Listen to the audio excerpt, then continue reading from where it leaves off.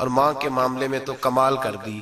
میرے کریم نے فرمایا جنت تھی 7 آسمانوں کے اوپر سدرۃ المنتہا کے پاس. میرے محبوب فرماتے ہیں جب رب نے مجھے اختیار دیا تو میں نے وہ جنت وہاں سے کھینچی اور ماں کے قدموں کے نیچے لا کے رکھ دی. وہاں سے کھینچ کے غوث الزما قطب الدرام محدث اعظم مفسر اعظم شیخ الکل شیخ طریقت ولی وقت بھی اگر جنت اس نے ڈھونڈنی ہوگی تو اسے اپنی ماں کے قدموں کے نیچے سے ملے گی. اتنا بڑا اعزاز بھی کو دے گا, اتنا بڑا اعزاز بھی کو دے گا جو میرے رسول نے عطا فرمایا ہے. ماں ہوتی ہے. وہ ولی وقت کے لیے غوث وقت کے لیے بھی اگر اس نے جنت لینی ہے تو اسے ماں کے قدموں کے نیچے سے ملے گی. میرے رسول پاک علیہ السلام نے عورت کو اعزاز دیا, فضیلت دی, عظمت عطا فرمائی اور ایسے نہیں رکھا بی بی کو. میرے حبیب پاک نے فرمایا جب عورت کے پیٹ میں بچہ ہوتا ہے پیدا ہونے والا تو اللہ اسے اتنا ہی ثواب دیتا ہے جتنا تلوار لے کے میدان میں جہاد کرنے والے مجاہد کو ثواب عطا فرماتا ہے. اور اگر دوران ولادت عورت انتقال کر جاتی ہے, فوت ہو جاتی ہے, تو میرے حبیب نے فرمایا وہ ایسے نہیں گئی, وہ اپنے بچے کی ولادت کے موقع پہ گئی ہے تو اللہ اسے شہادت کا درجہ عطا فرمائے گا. ہر موقع پر بیویاں حاضر خدمت ہوئیں. نبی پاک نے فرمایا جو آدمی اذان سنے اور جس طرح مؤذن کلمے کہے اسی طرح کے کلمات دہرائے تو اللہ تعالیٰ مردوں کو 1,00,000 نیکی کا ثواب دے گا اذان کا جواب دینے پہ. بیویاں آ گئیں کہنے لگی حضور یہ تو مردوں کا ثواب ہے تو ہم تو پیچھے رہ گئیں. میرے حبیب نے فرمایا گھروں کے اندر رہنا, اذان کا جواب دینا, مردوں کو 1,00,000 نیکی ملے گی. تمہارے نبی کا وعدہ ہے تمہیں 2,00,000 نیکیاں عطا فرمائی جائیں, تمہیں ڈبل ثواب ملے گا. شرط کیا ہے؟ گھروں کے قرآن مجید سورہ احزاب آیت نمبر 33 اللہ فرماتے ہیں وَقَرْنَ فِي بُيُوتِكُنَّ. اے میرے محبوب کی ازواج, یہ حضور کی ازواج کے وسیلے سے ساری عورتوں کو پیغام ملا. کہا اے بیویوں اپنے گھروں کے اندر ٹھہری رہو. کہاں رہو؟ گھروں کے. بیویوں کو دھوکہ دیا جاتا ہے. میری مائیں بہنیں بیٹیاں بچیاں سمجھتی نہیں بات کو, دھوکہ دیا جاتا ہے. کہتے ہیں لو مولوی دکیانوس ہو گیا ہے, یہ صوفی دکیانوس ہے, یہ کہتا ہے بی بی گھر کے اندر قید ہو کے رہے. پردہ تو قید کا نام ہے, وہ گھر کے اندر قید. بی بی صرف ماں بن سکتی ہے, وہ وزیر مملکت نہیں بن سکتی. اور صرف دیکھو نا وہ امریکہ سے نعرہ لگ رہا ہے کہ بی بی صرف بیوی بن سکتی ہے, وہ وزیر نہیں بن سکتی. بی بی صرف بہن بن سکتی ہے, وہ صدر نہیں بن سکتی. پوری امریکہ کی تاریخ نکال کے مجھے بتلاؤ آج تک کتنی بیویوں کو صدر بنایا انہوں نے؟ بتلاؤ کتنی بیویوں کو صدر. کیا تماشا ہے, دھوکہ دیا عورت کو, اور عورت اس دھوکے میں ان کی پتہ نہیں آئی کہ نہیں ہماری آ گئی ہے. عورت وزیر نہیں بن سکتی. بتاؤ اس وقت جو امریکہ کی کابینہ اس میں کتنی عورتیں وزیر ہیں؟ اس وقت جو لندن کی کابینہ اس کی ٹونی بلیئر وزیر اعظم گزرا ہے برطانیہ کا, اس کی بیوی کی سگی بہن کلمہ پڑھ گئی. سگی بہن کلمہ پڑھ گئی. اس سے بیویوں نے پوچھا تو کلمہ پڑھ کیوں کلمہ پڑھ گئی ہے, کیا چیز پسند آئی ہے تجھے اسلام میں؟ تو کہنے لگی جو پردہ مسلمانوں کے نبی نے اپنی ماننے والی عورتوں کو دیا ہے وہ پردہ بتا گیا ہے کہ اگر عورت کی کوئی عزت ہے تو بی بی فاطمہ کے بتائے ہوئے پردے میں ہے. یہ حال موقع پہ زندہ موجود ہے عورت. اس نے 2 جلدوں میں کتاب لکھی ہے پردے کی اہمیت پہ, 2 جلدوں میں. ہمارے ہاں مصیبت بنی ہوئی ہے, عورت ان کے چکر میں آ گئی ہے. وہ تو تمہیں دھوکہ دے رہے ہیں, وہ تو تمہیں تباہ کر رہے ہیں. وہ بی بی جو گھر میں بیٹھی تھی تو میں نے کہا کہ وقت کا ولی غوث کتب اس کو حکم تھا کہ جا کے ماں کے پیروں میں بیٹھ, وہاں تجھے جنت ملے گی. وہ بیٹی جو باپ تھکا ماندہ گھر سے باہر آیا تھا اور محنت کی کمائی کما کے لایا تھا, اس کو حکم تھا کہ پہلا لقمہ بیٹی کے منہ میں دینا, بہن کے منہ میں دینا. اور وہ خاوند جس کو حکم دیا گیا تھا کہ تو باہر سے تھک کے آیا ہے, چور ہو کے آیا ہے, اگر گھر میں تیری بیوی پھر بھی کوئی رویہ غلط کرے تو مدینے کے حبیب نے کتنا نرمی دی بیویوں کے حق میں.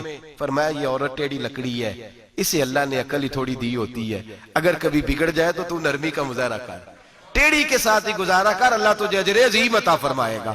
میرے حبیب نے کس قدر عورتوں کو اہمیت دی, کتنی فضیلت دی, کتنے ان کے بارے میں نرمی رکھی.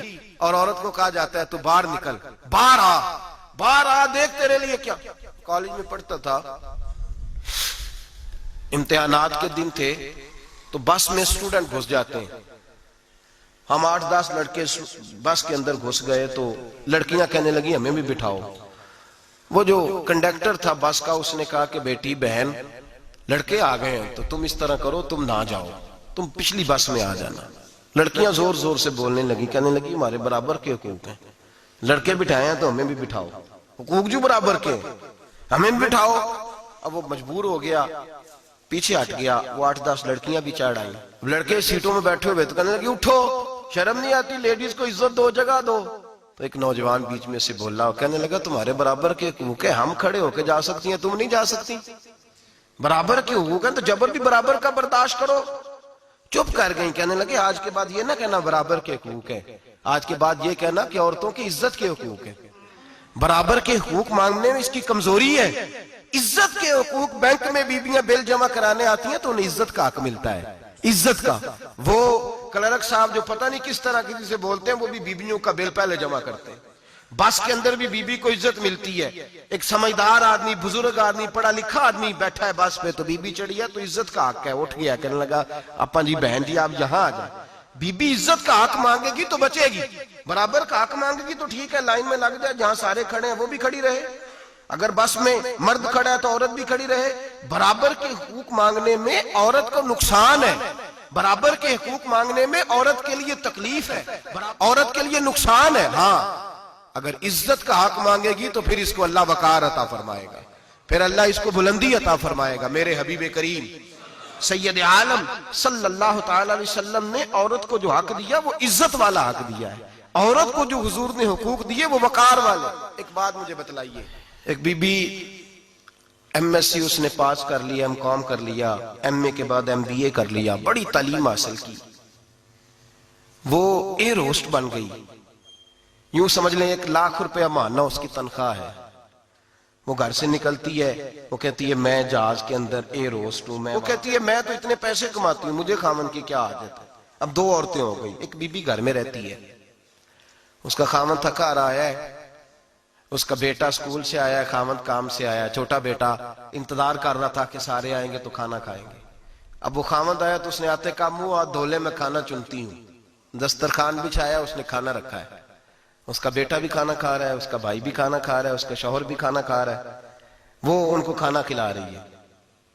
اب کسی موقع پر اس کا بیٹا بولتا ہے، کہتا اماں فلاں چیز بھی چاہیے. اماں ڈانٹ دیتی، کہتی چپ کر، مل جائے گی.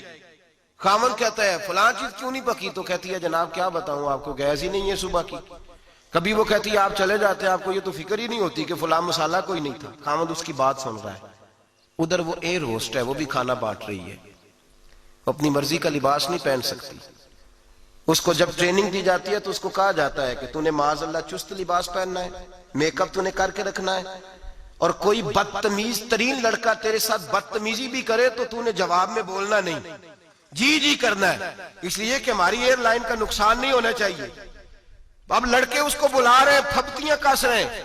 وہ کہتی ہے میں بڑی سیانی ہوں، لاکھ روپیہ کماتی ہوں، مجھے کیا ضرورت ہے.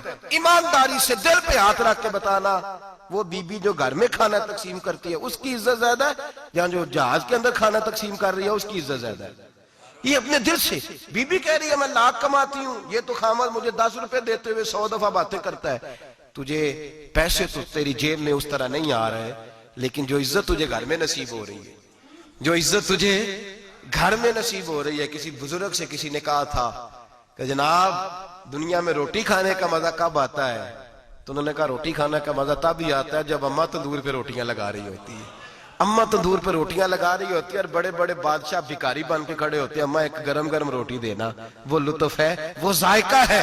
میرے بھائی عورت جب تک گھر کی 4 دیواری کے اندر رہتی ہے وہ محفوظ رہتی ہے، وہ باوقار رہتی ہے.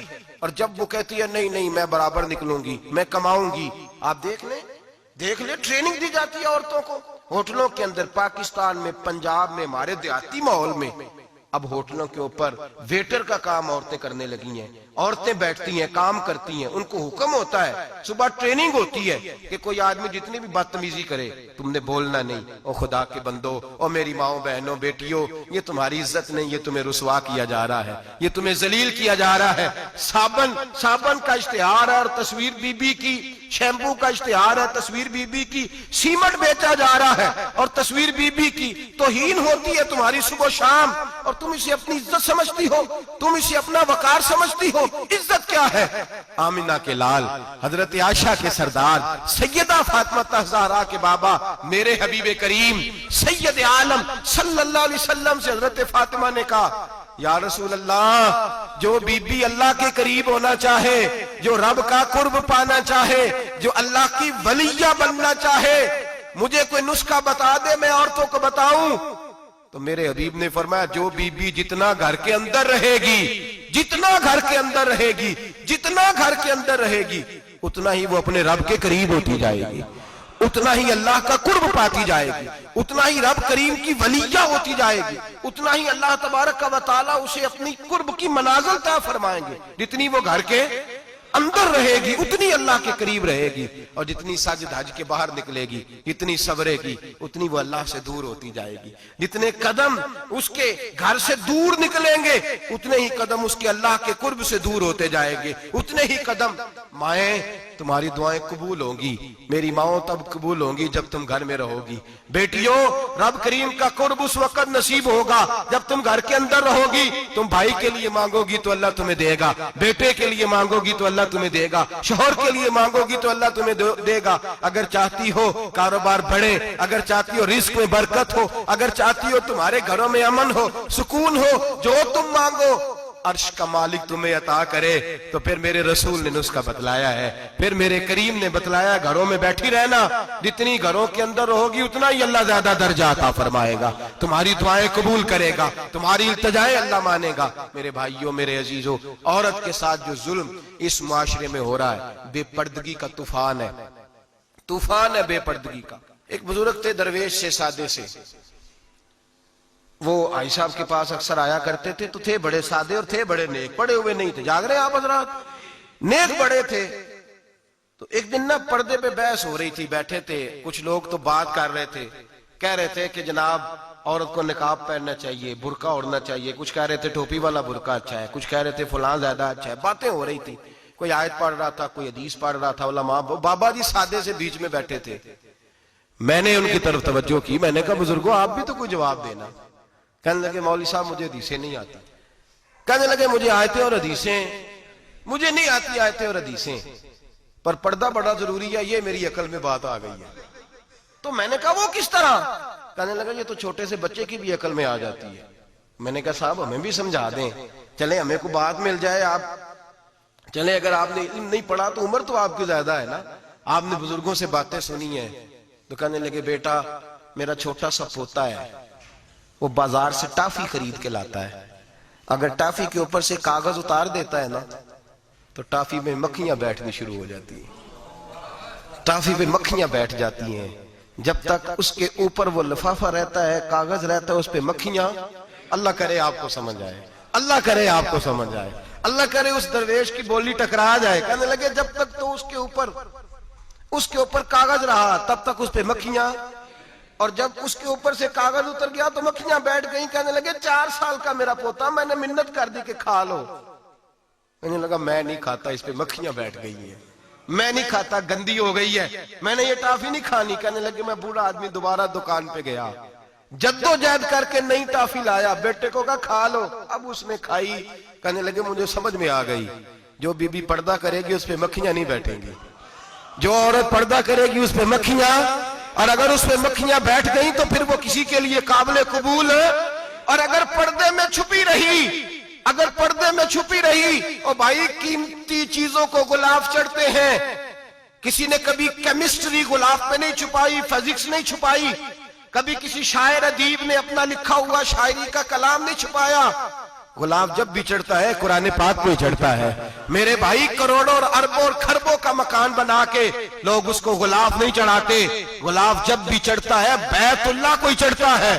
جو چیز قیمتی ہوتی ہے وہ غلاف پہ ہوتی ہے. میری بہنوں, میری بیٹیوں, اگر تم اپنے آپ کو قیمتی بنانا چاہتی ہو تو غلاف میں چھپ جاؤ، تمہاری قیمت بڑھ جائے گی، تمہارا وقار بڑھ جائے گا، تمہاری عظمت بڑھ جائے گی۔ میرے حبیب نے فرمایا جتنی گھر کے اندر رہو گی، دنیا تو دنیا رہی، اللہ کی نظر میں تمہاری قیمت بڑھ جائے گی، رب کریم کی نگاہ میں تمہارا وقار بڑھ جائے گا، اللہ کی نظر میں تمہاری عظمت بڑھ جائے گی۔ اور جب عورت نکلتی ہے، جب وہ گھر سے نکلتی ہے، میرے حبیب کریم علیہ السلام نے فرمایا عورت چھپانے کی چیز ہے، چھپانے کی چیز ہے، چھپانے کی، یہ قیمتی ہے، یہ خزانہ ہے، اسے چھپا کے رکھو۔